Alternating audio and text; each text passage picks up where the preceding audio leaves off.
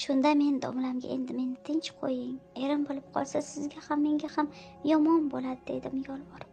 U bo'lsa qiziqmisan, avval bilmagan endi qayoqdanam sezsin deb ko'nglimni ko'tarishga o'tdi. Afsus, bir kuni domlamning quchog'ida turganimda erimning qo'liga. Assalomu alaykum hurmatli tomoshabin. Navbatdagi qo'rqinchli va ehtirosli hikoyamiz e'tiboringiz markazida. Ushbu jumboqli hikoyamizni oxirigacha tinglang va bo'lib o'tgan voqealarga o'zingiz guvoh bo'ling. Eslatib o'tamiz, hikoyamizdagi qahramonlarning ism-shariflari o'zgartirilgan holda taqdim etilyapti. Video ostida bir dona like tugmachasini bosib qo'ying va videomizni oxirigacha tomosha qiling. Unday bo'lsa, biz bilan birga bo'ling. Har ne kelsa boshingga, odatdagidek ish kuni boshlandi. Bugun ancha barvaqt kelibman. Derazalarni ochib endi xonadagi gullarga suv quyayotsam, eshikning bandini kimdir tutgandek tuyuldi. Bir zumdan so'ng yoshgina juvon jilmayib ichkariga bosh suqdi. Kechirasiz, bir daqiqa vaqtingizni olsam maylimi? So'radi u. Mayli bemalol deya ichkariga taklif qildi. Shunda u, mana shu yozganlarimni o'qib chiqsangiz ma'qul kelsa, kanalingizga chiqararsiz dedi-da, qo'limga daftarini tutqazib tezda chiqib ketdi. Avvaliga hayron bo'ldim. Ish stolimga o'tirib uni o'qiy boshladim. Noma bunday boshlanar edi. Assalomu alaykum. Kimdan yordam so'rashni, kimdan maslahat olishni bilmay boshim qotib qoldi. O'ylab sizlarga murojaat qilyapman. Boshimdan o'tganlarni bir boshdan so'zlab beray. Toki qizlarimiz buni o'qib xulosa chiqarsin. Hayotning o'nqir-chunqir so'qmoqlarida men kabi adashib, nima qilishni, dardini kimga aytishni bilmay qolishmasin. Mening hayotim ularga saboq bo'lsin. O'tgan yili qo'shni qishloqqa kelin bo'lib tushdim. Kuyov bo'lmish meni bir dugonamning to'yida yoqtirib qolib, uyimizga sovchi jo'natgan. Ota-onam esa surishtirib ko'rib yaxshi oila ekanligi uchun rozilik berishgan edi. To'y ham bo'lib o'tdi. Turmush o'rtog'im oilaning to'ng'ich farzandi, ikkita ukasi, ikkita singlisi bor ekan.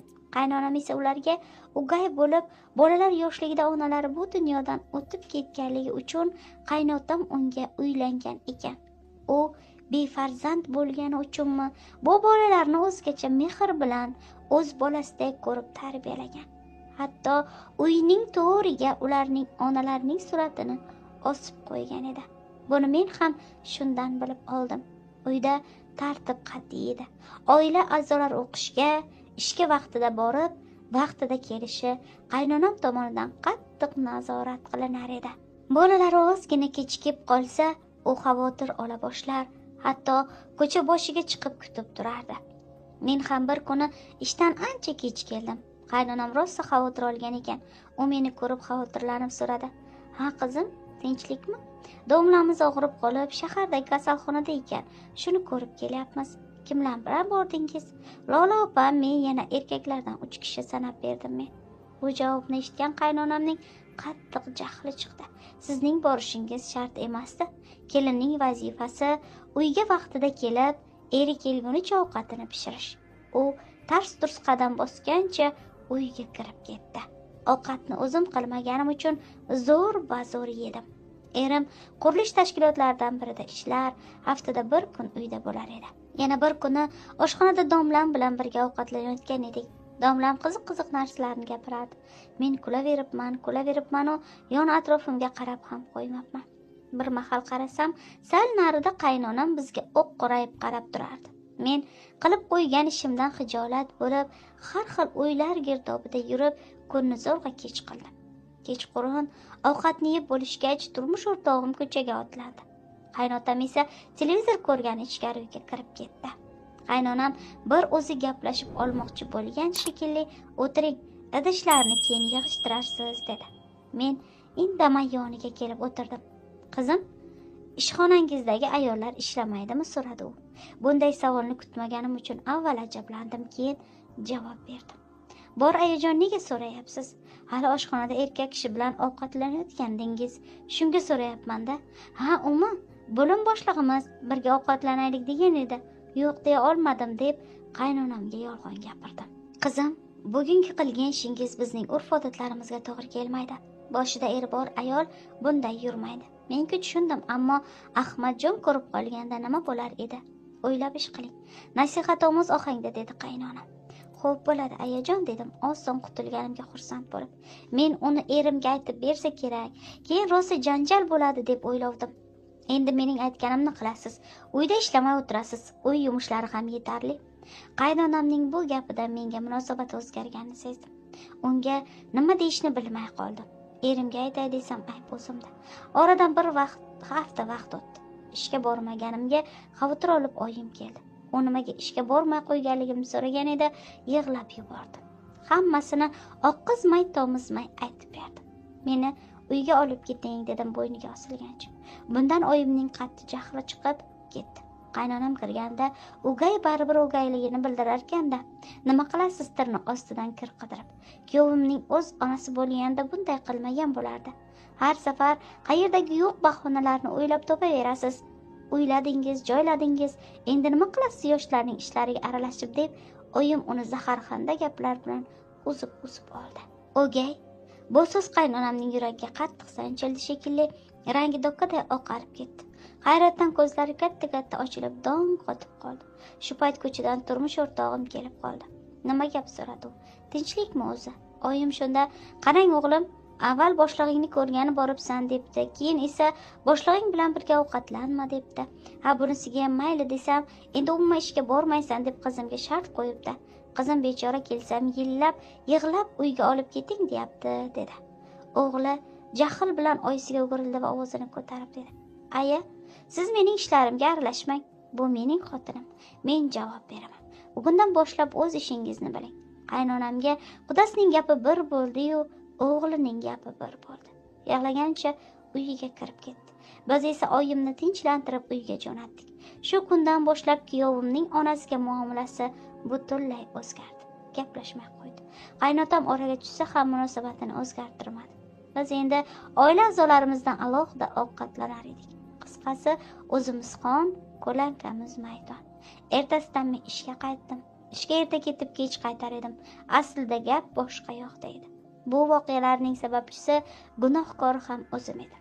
Maktabni bitirgan yilim va undan keyingi 3 yil institutga kira olmadim. 4-yili nima qilib bo'lsa-da o'qishga kirishga ahd qildim. Har yili hujjat topshiraverib bir yoshroq domla bilan tanishib qolgan edim. Shunga arzimni aytdim. U menga yordam qilishga va'da berdi. Birov menga bekorga yordam bermasligini bilib turib, undan iltimos qildim. O'shanda u meni institutning sirtqi bo'limiga o'qishga joylab qo'ydi. Men bundan rosa xursand bo'ldim.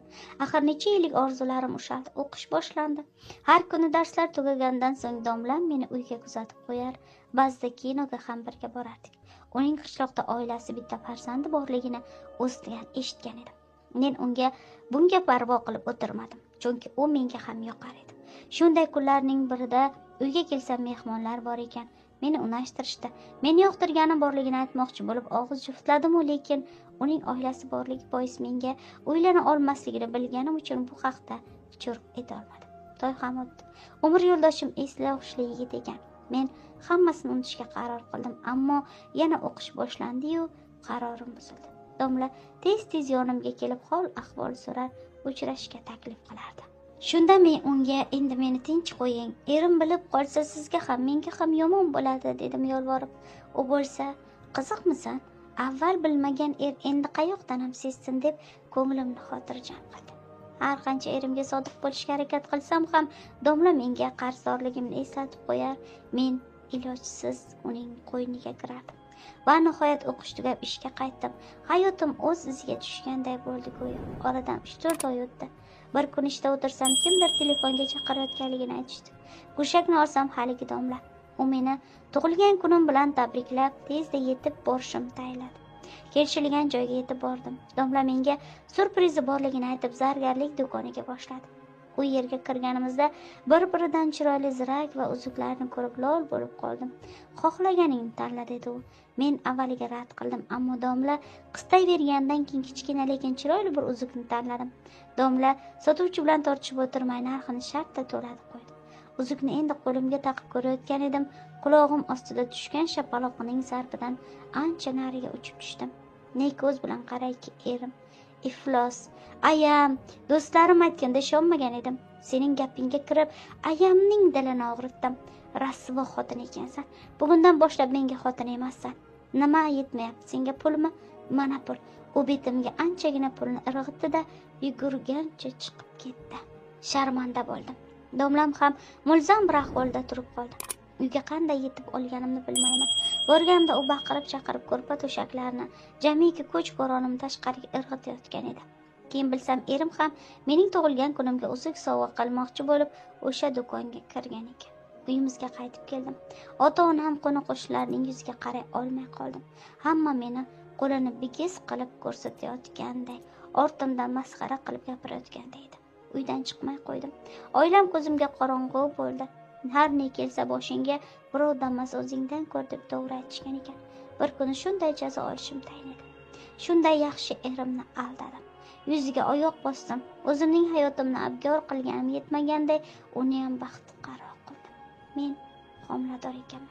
Bir necha oy o'tib o'g'lim dunyoga keldi. Erimga odam jo'natib, hech bo'lmasa tug'ilganlik guvohnomasini olib bersin desam, u mening bolam emas. Kimniki bo'lsa, o'sha olib bersin debdi. Domlaga telefon qildim. U boshqa shaharga ishga o'tib, oilasi bilan ko'chib ketgan ekan. Noilojlikdan bolamga o'z familiyam